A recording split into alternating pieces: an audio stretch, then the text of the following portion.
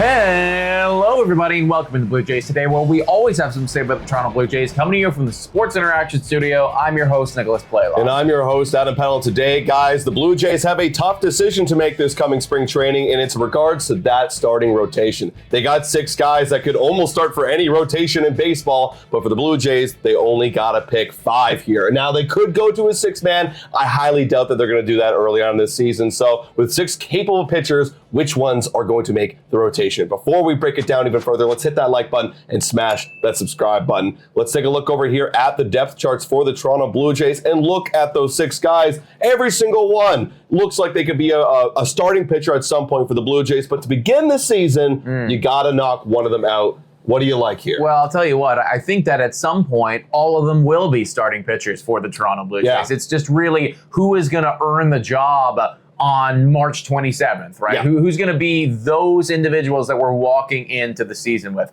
Now, I think a lot of these guys, whilst there is a ton of promise, there are also significant question marks. You could have some questions around Dylan Cease and Shane Bieber and Trey Yesavage, and we're going to talk about all those. However, I do want to just take Kevin Gausman and put him to one side because he's effectively in his own separate tier, his own separate bubble in terms of questions surrounding their play or their longevity.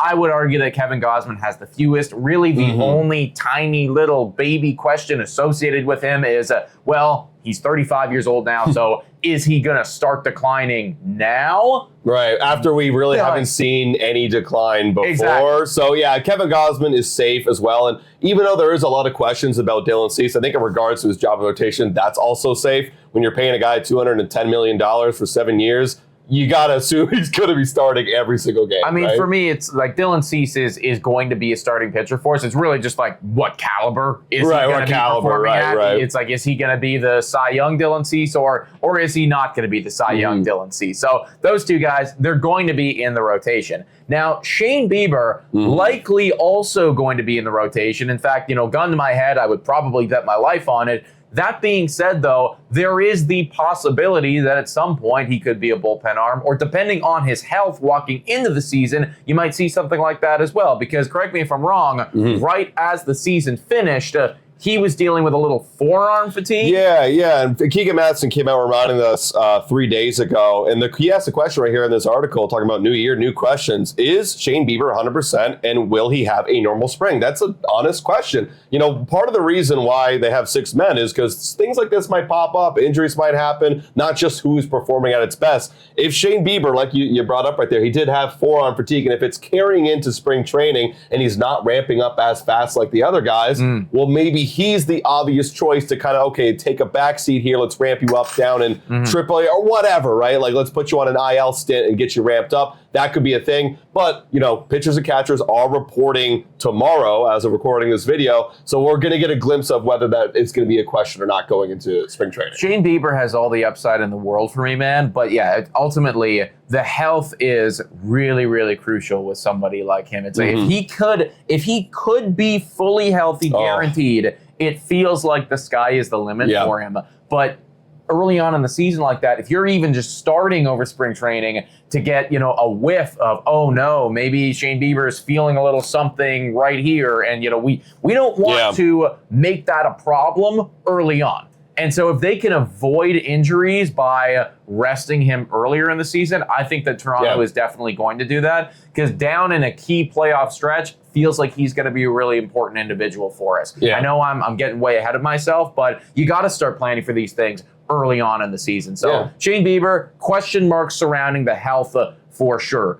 Trey Yesavage, question marks surrounding a lot more things. Not really the health, but the longevity. Could he hold up for a 162? That's something that they need to think about, right? And do you want to burn those innings early on in the season, or do you want to save them for later on in the season? And then, of course, just the fact of the matter that he is still our number 1 prospect, still 22 years old, even though it feels like this guy has done everything there is to do. He only pitched 14 innings for us in the regular bloody season. Yeah, and look, he might be an outlier in prospects, and we have seen that happen with Paul Skeens recently, how he's able just to walk straight from college over to the big league bump and throw 180 to 200 innings like it's no freaking big deal. And Trey Yesavage could be that guy, but that we haven't really seen a lot of that, especially coming from the Blue Jays development. Last year, I believe he only threw like just over 100 professional innings when you look at the minors and we look at the major leagues, and maybe if you count a little bit of the postseason as well. So with that being said, is he really going to jump to 160, 170, 180, 200? Like that's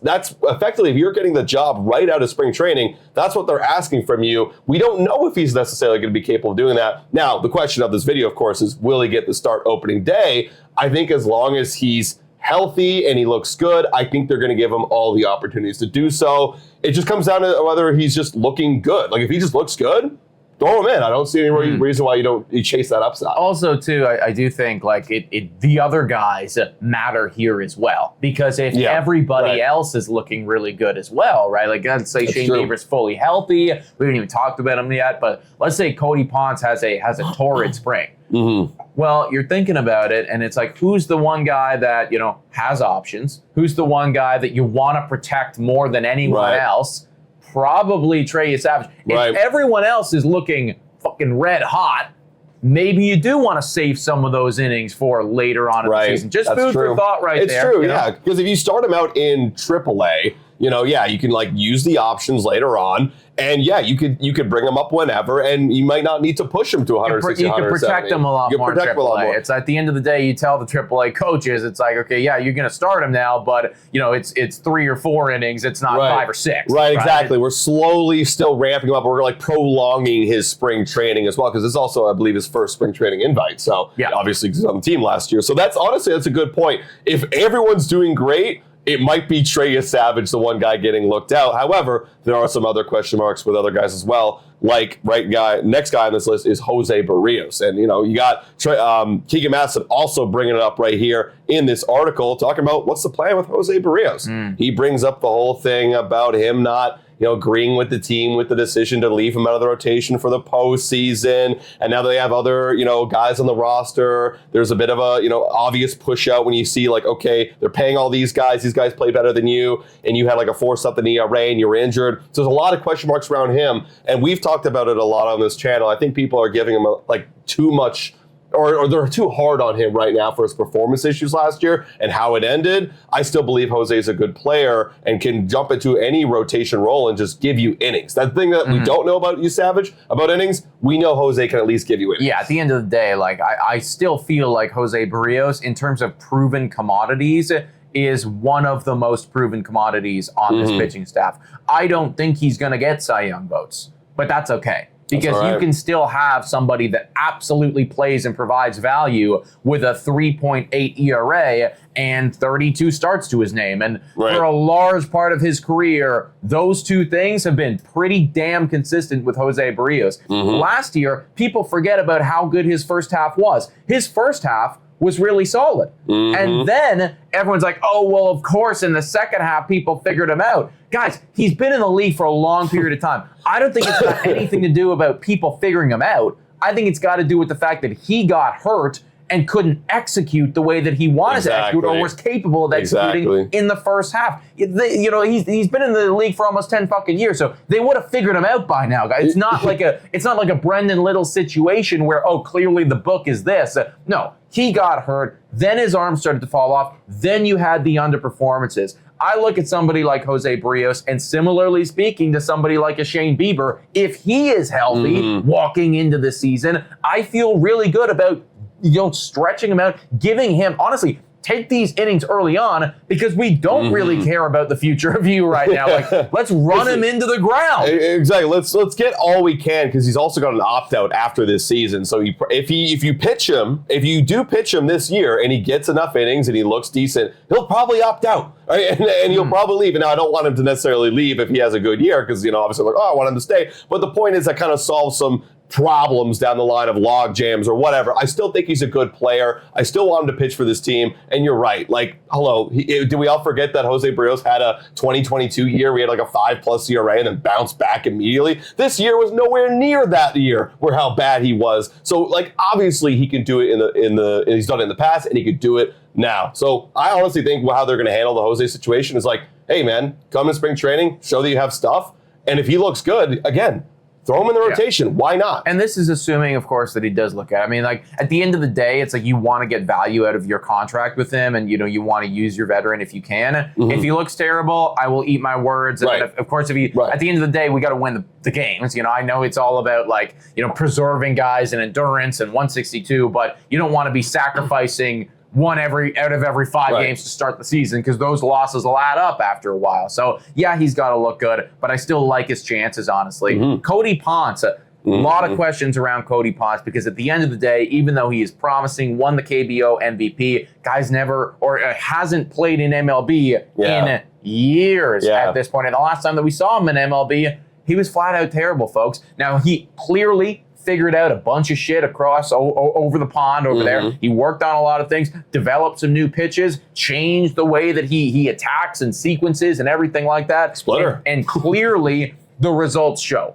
So completely different. It's not even fair really to relate him to what he did in previous MLB seasons, because it feels like he's a completely new guy, but we don't know who that guy is yet. We do not know. And when you do look at his big league experience, he does have big league experience coming out of the bullpen as well. And that's also something that the Blue Jays might consider. If there is a bit of a log jam and he's here for 3 years, well, do we start you out maybe coming out of the pen if everyone's clicking and looking good? Like, you have experience coming out of the pen. Let's get you like warmed up and accustomed back to major league pitching. They might do that as well, right?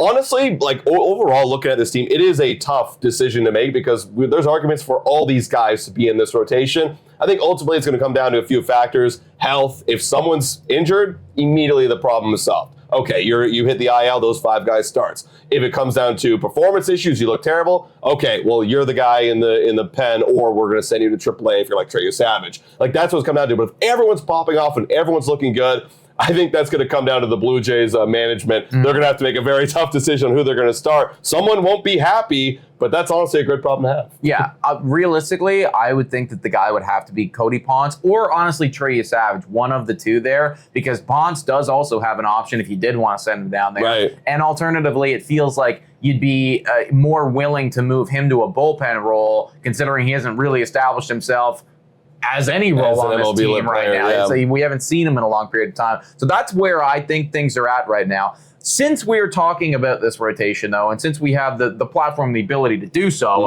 I want to take a quick moment. I know we're going over time here, but go ahead. What are your expectations for Trey Yesavage in 2026? Because a lot of people are thinking that he's going to come out and just like a bat out of hell, be the next Cy young pitcher, Paul Skeens type of guy. What are your expectations realistically for Trey Yesavage? I expect him to throw 120 to 150 innings. Like, again, young guy. You got to think about the arm. You got to think about what he can do and how he can last over 162. And again, we got to see it first. 120, 150 innings. That we're talking about numbers. Give me anywhere between. Give me a 4 or under, right? If he has a higher than a 4 ERA, okay, maybe a little bit of a letdown from the high plateau that we're sitting on. But I wouldn't be absolutely disappointed if it was a low 4. Like, I'm expecting him to come up. Yeah, honestly.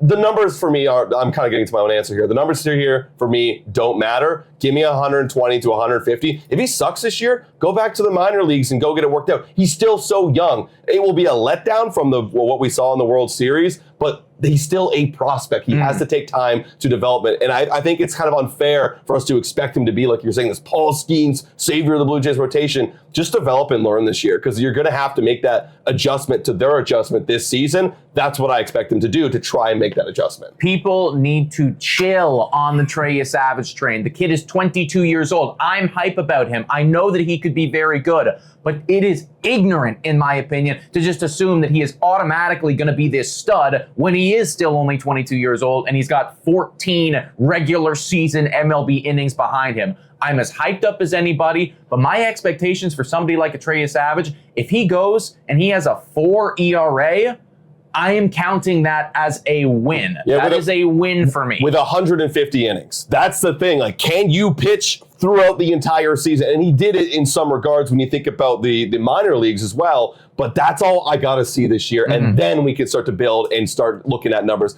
And look, if he just comes right out and he's like, okay, I'm throwing 180 innings and I'm going to have a low 3 ERA, then great. Then that's the guy. That's the guy we always wanted. But we shouldn't expect that. That's the upside. 100%. Yeah. The kid could clearly, the kid could be a world beater, but just ease off the gas pedal a little bit with the Trey Yesavage hype train. Still love the kid. Still think he's going to be very good. But folks, let us know your thoughts about all this in the comments down below. How do you see this rotation shaping up right here? Gausman, Cease locked in. Bieber probably locked in. But then after that, where are the dominoes gonna fall? Please make sure to hit that like, smash that subscribe button. $4 a month to become a YouTube member. Shouldn't think of all of our current YouTube members. You guys are amazing. Guys, thank you so much for watching. And as always, go Jays, go!